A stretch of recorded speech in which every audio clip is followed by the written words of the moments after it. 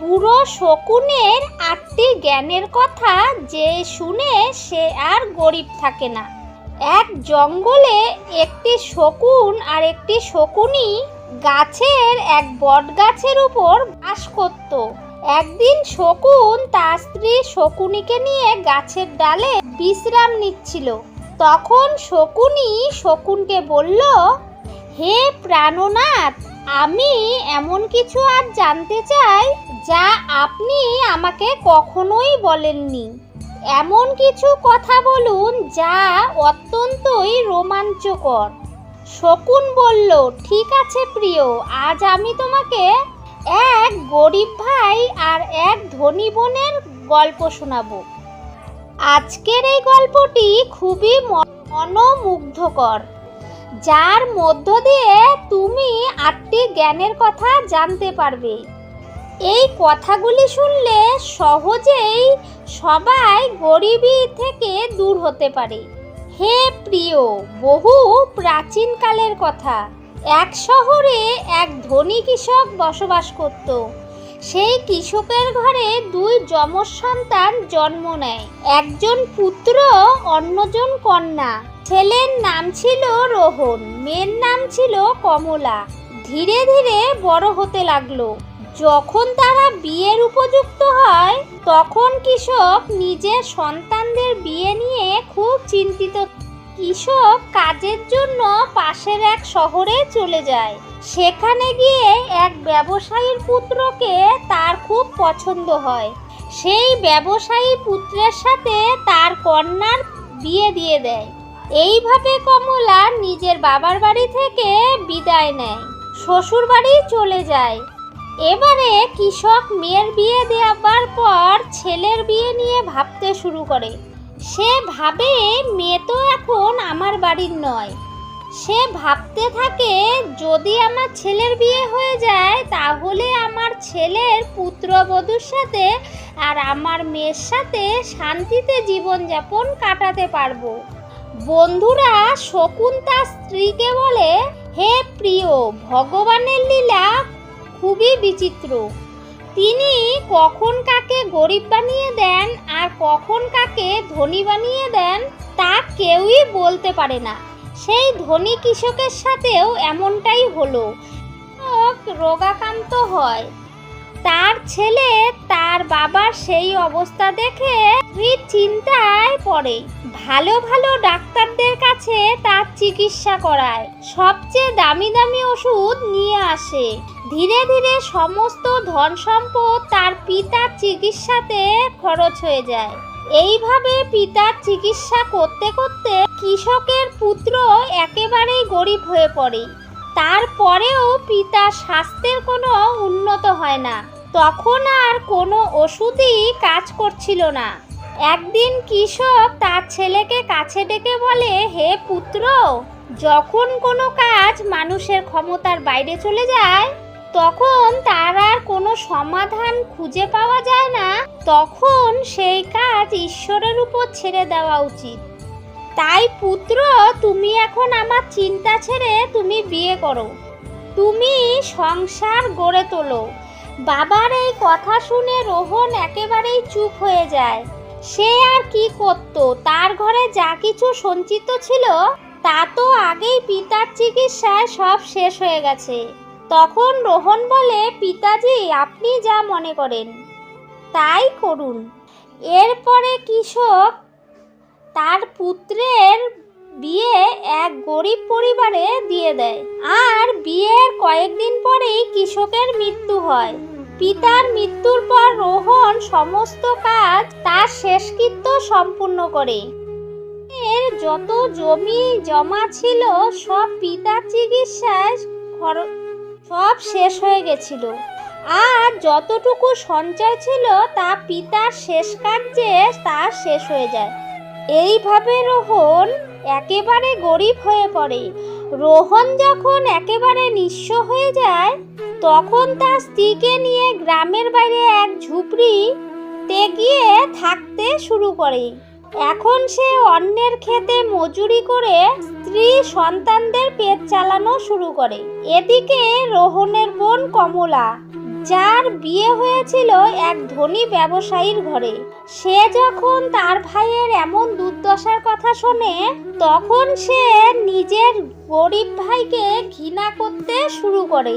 সে মনে মনে ভাবে, আমার ভাই তো একেবারে ভিখারি হয়ে গেছে, তার ঘরবাড়ি জমি জমা সবই বিক্রি হয়ে গেছে, এখন তার কাছে একটা ফুটো কুড়ি নেই। যদি সে এই অবস্থায় আমার শ্বশুর বাড়ি আসে, আমার দেব জ্যাঠানিরা তাকে দেখে খুব অপমান করবে এবং উপহাস করবে, বলে বসবে, তোর পিত্রালয় তো একেবারেই দরিদ্র, তখন আমার খুবই বদনাম হবে। এইভাবে কমলা তার ভাইয়ের সাথে সম্পর্ক ছিন্ন করে দেয়। না সে ভাইকে নিজের বাড়িতে নেমন্তন্ন করে, না নিজে কখনো ভাইয়ের বাড়িতে যায়। রোহনও ভালো মতো বুঝতে পারে যে তার বোন তাকে ঘৃণা করছে, তাই সে কখনো বোনের শ্বশুর বাড়িতে যায় না। এইভাবে কমলা বড় আরামে সুখ সুবিধার মধ্য দিয়ে নিজের শ্বশুর বাড়িতে জীবন কাটাতে লাগলো, আর রোহন নিজের স্ত্রীকে নিয়ে ঝুপড়িতে কষ্ট করে দিন কাটাতে লাগে। এবারে শকুন গল্প শোনাতে শোনাতে বলে, এইভাবে কয়েক বছর কেটে যায়। একদিন রোহনের বোন কমলার ছেলের বিয়ের দিন ঠিক হয়, কিন্তু কমলা তার গরিব ভাই রোহনকে কোনো রকম নিমন্ত্রণ পাঠায় না। যখন এ খবর রোহন জানতে পারে যে তার ভাগ্নের বিয়ে হতে চলেছে, তখন সে খুব খুশি হয়ে যায়। সেই আনন্দের কথা তার স্ত্রী সুশীলাকে জানায়, আমার ভাগ্নের বিয়ে হচ্ছে, তাই আমাদের সবাইকে বোনের বাড়ি যেতে হবে।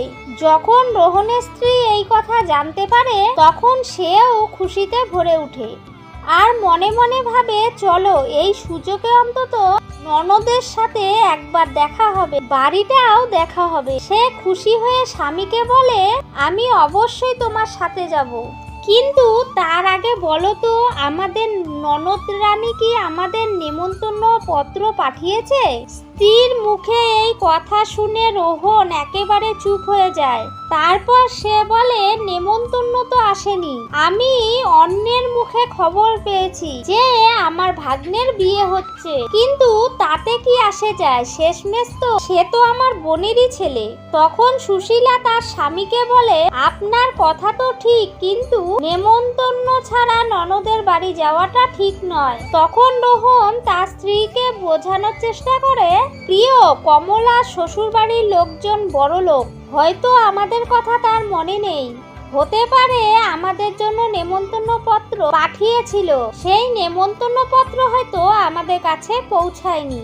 তাই প্রিয়, তুমি কোনো চিন্তা করো না, বাচ্চাদের প্রস্তুত করো, আমার সাথে আমার বোনের বাড়ি চলো। স্বামীর মুখে এমন কথা শুনে সুশীলা বলে, আপনি যদি যেতে চান তাহলে যান, কিন্তু আমি নেমন্তন্ন ছাড়া যাব না। স্ত্রীর মুখে এই কথা শুনে, ঠিক আছে, যদি তোমার এটাই ইচ্ছা হয় তাহলে তুমি বাচ্চাদের নিয়ে ঘরেই থাকো, আমি একাই কমলা শ্বশুর বাড়ি যাব। আমি যদি এই অবস্থায় আমি নিজেও যদি না যাই, আমার বোনের জ্যাঠানি দেবরানীরা বোনকে খোঁটা দেবে, বলবে বেশি খরচ হবে বলে তোর ভাই আসেনি। এই কথা বলে রোহন ঘর থেকে বেরিয়ে পড়ে।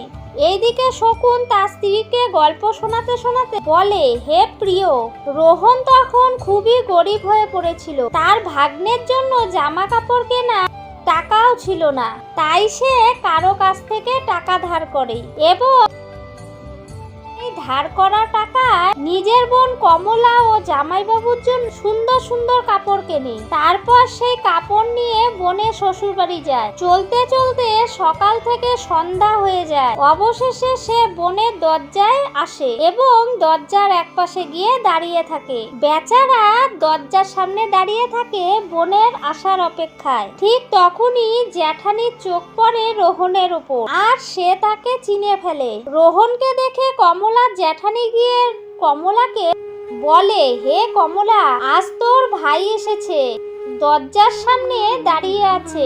যখন কমলা নিজের জ্যাঠানির কাছে এই কথা শুনে, তখন সে জ্যাঠানিকে জিজ্ঞাসা করে, হে বোন, তুমি যদি আমার ভাইকে দরজার সামনে দাঁড়িয়ে থাকতে দেখো, তাহলে বলো তো সে এখানে কি অবস্থায় এসেছে, তার গায়ে কি ধরনের কাপড় আছে।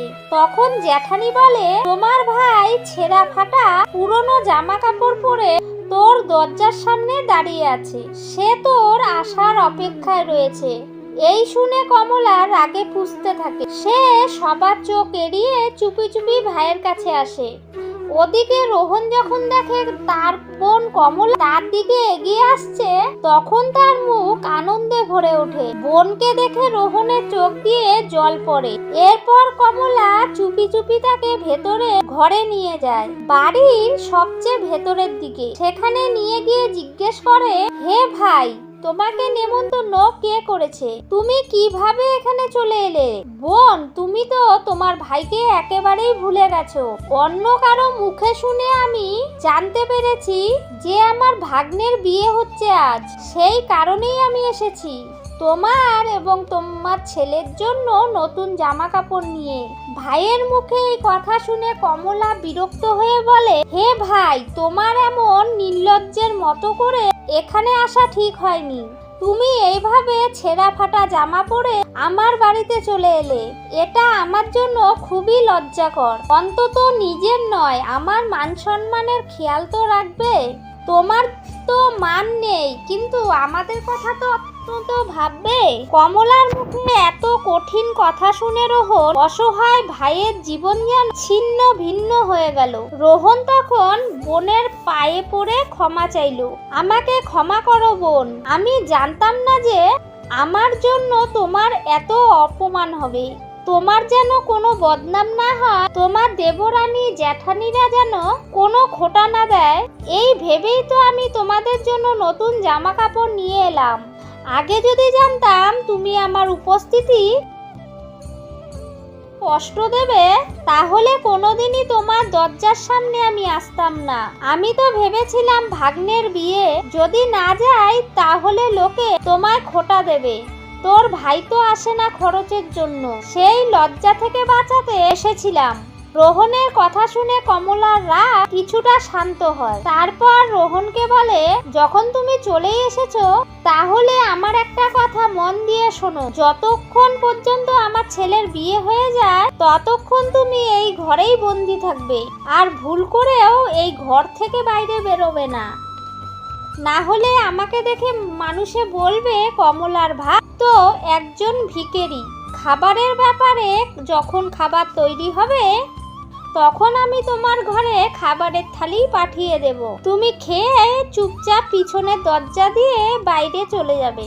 রোহন বলে, ঠিক আছে বোন, আমি আজ রাতেই তোমার বাড়ি থেকে গ্রামে চলে যাব।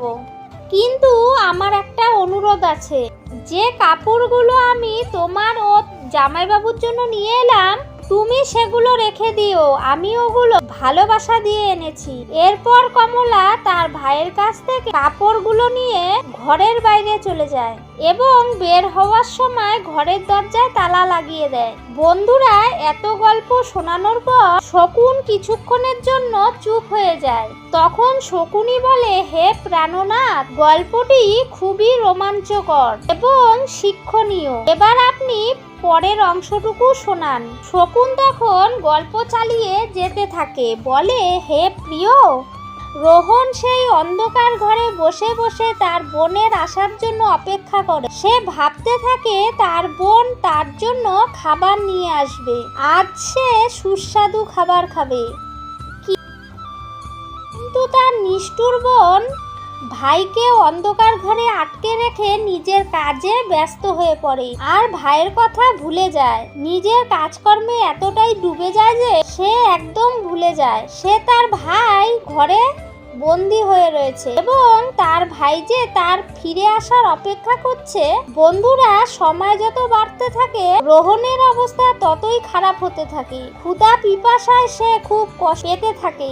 তখন রোহন তার বোনকে ডাকতে থাকে, কিন্তু তার ডাক কেউ শোনে না। এইভাবে রোহন পড়ে পড়ে দিনের পর দিন কাটতে লাগলো এবং তার স্ত্রী সন্তানদের কথা মনে করতে থাকে। সে ভাবে যদি কেউ না আসে তবে আমি এই ঘরেই ক্ষুধা তৃষ্ণায় মারা যাব। যদি আমি মারা যাই তাহলে আমার স্ত্রী সন্তানকে কে দেখবে, তারা কিভাবে আমার অনুপস্থিতিতে বাঁচবে।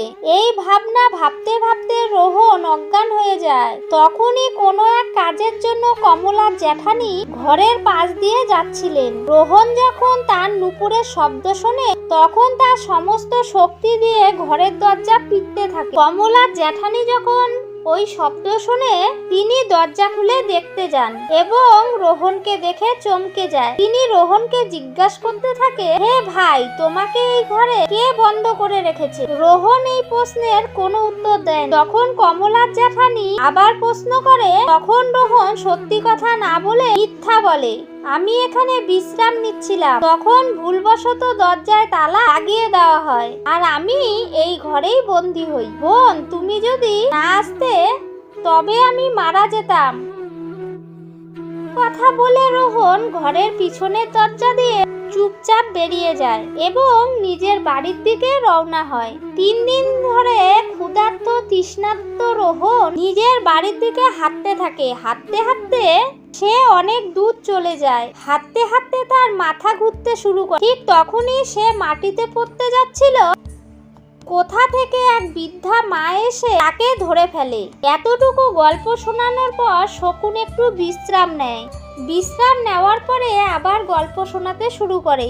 শকুন বলতে থাকে যে বৃদ্ধা মায়ের কোলে রোহন শুয়েছিল সেই বৃদ্ধা মা ছিল সাক্ষাৎ দেবী মা।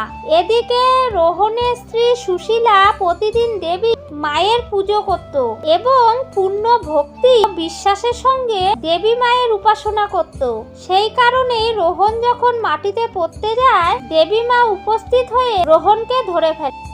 রোহনের যখন জ্ঞান ফিরে আসে তখন সে দেবী মায়ের পায়ে নত হয়ে প্রণাম করে এবং বাড়ির উদ্দেশ্যে রওনা হয়। ঠিক তখনই বৃদ্ধা মা তাকে বলেন, তুমি কোথা থেকে এসছো এবং কোথায় যাচ্ছিলে? রোহন বলল, মা, আমার ভাগ্নের বিয়ে ছিল, তাই আমি আমার বোনের বাড়ি থেকে আসছি। এইখানে আমার গ্রাম, আমি এই গ্রামে থাকি। তখন বৃদ্ধা মা রোহনকে বলে, পুত্র, যদি তুমি খারাপ না ভাবো তাহলে তোমায় একটা প্রশ্ন করতে পারি? রোহন বলে, মা, তুমি যা প্রশ্ন করতে চাও বিনা দ্বিধায় প্রশ্ন করো।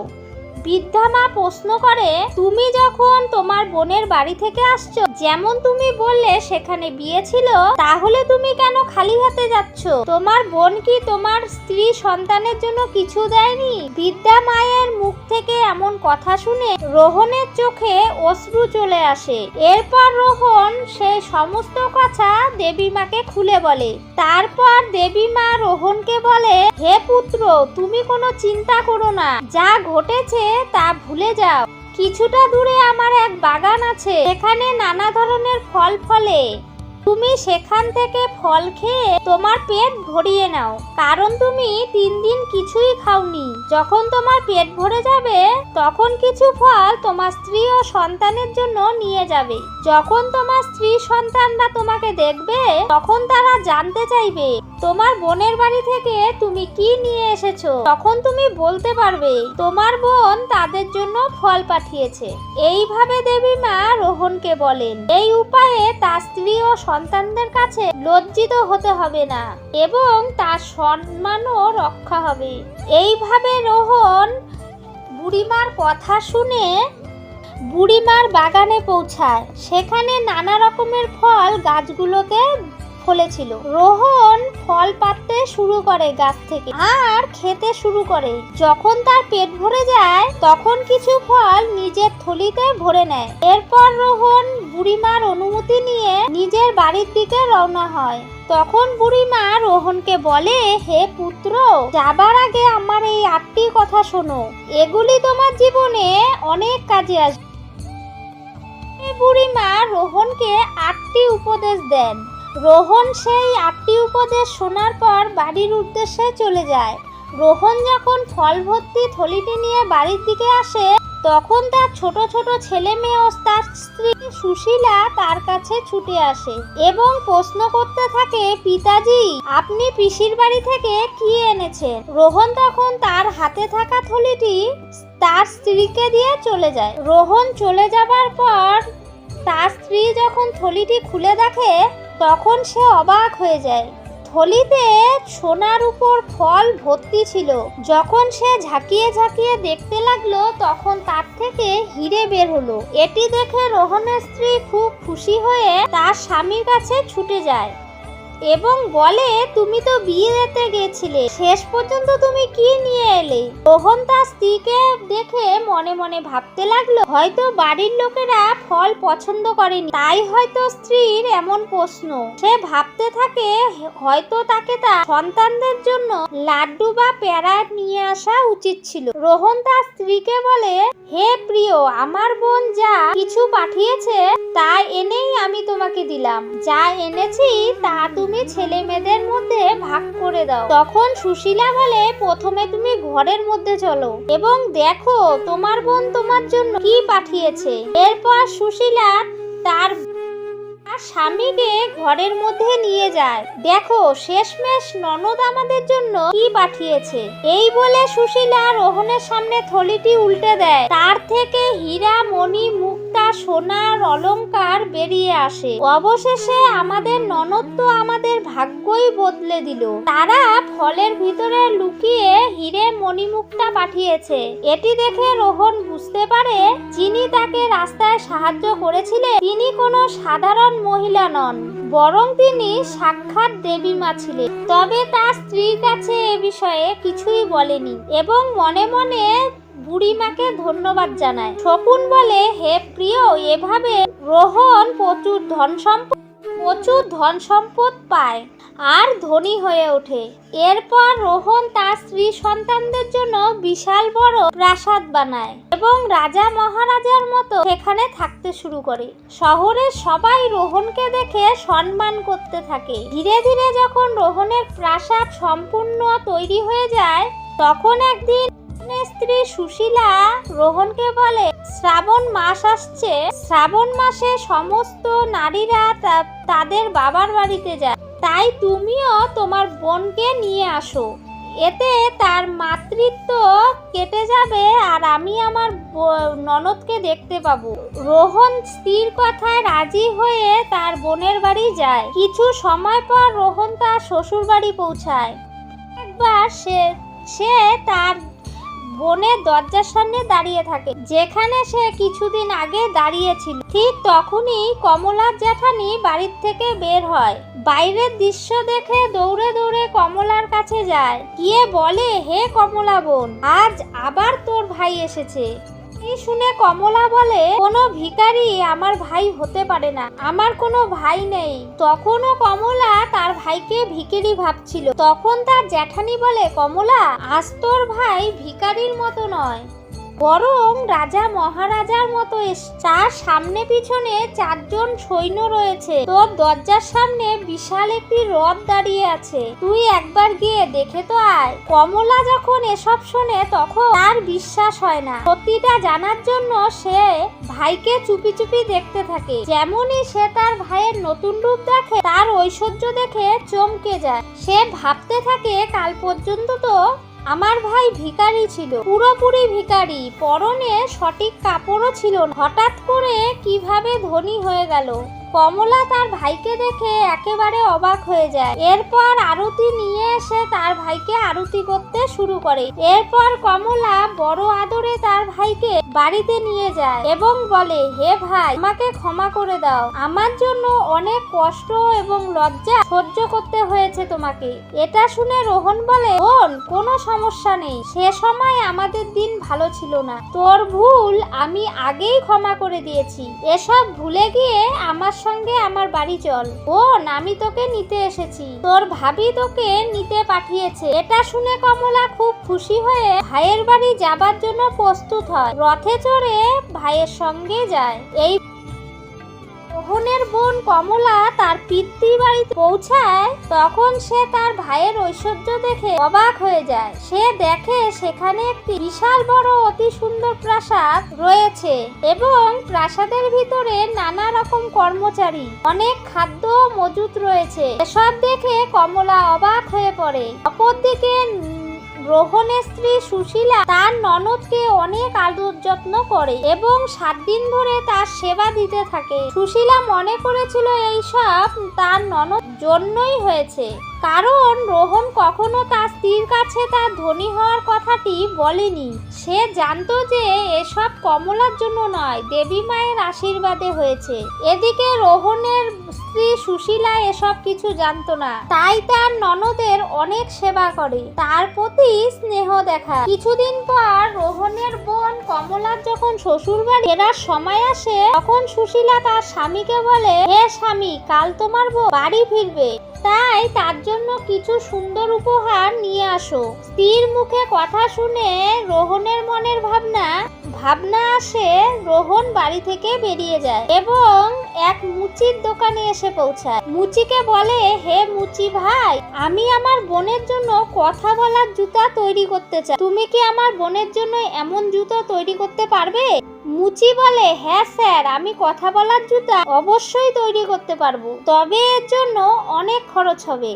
রোহন উত্তর দেয়, হে মুচি ভাই, তার জন্য তোমাকে চাহিদা মতো মূল্য দেব। এমন জুতো তৈরি করো যে জুতো পরার পর আমার বোন যখন হাঁটবে তখন সে একে একে এই 8টি কথা বলবে। এরপর রোহন সেই মুচিকে 8টি কথা জানায় যা তাকে বৃদ্ধা মা বলেছিলেন। হে মুচি ভাই, আমি এখন তোমাকে যে বহুমূল্য 8টি কথা বলবো, তুমি সেগুলি মনে রাখবে। এরপর রোহন একে একে সেই 8টি কথা মুচিকে জানায়। প্রথম কথা, মানবকে কখনো ভুলে যাওয়া উচিত নয়। অজ্ঞতা ও দরিদ্রতার মধ্যে কোনো পার্থক্য নেই। দ্বিতীয় কথা, সময় কখনো নির্দিষ্ট জায়গায় বসে থাকে না, কাজ না করলে কোনোদিনও সুখ আসবে না। তৃতীয় কথা, অলস্যর কারণে যে ব্যক্তি পরিবর্তন করতে পারে না সে নিজেকে সর্বদা দিন মনে করে। চতুর্থ কথা, দারিদ্রতা সবচেয়ে বড় অভিশাপ, তবে জ্ঞান অর্জন করলে সবকিছু দূরে হতে পারে। পঞ্চম কথা, কর্ম না করে ভাগ্যকে দোষ দেওয়া মানুষ কখনোই সমৃদ্ধ হতে পারে না।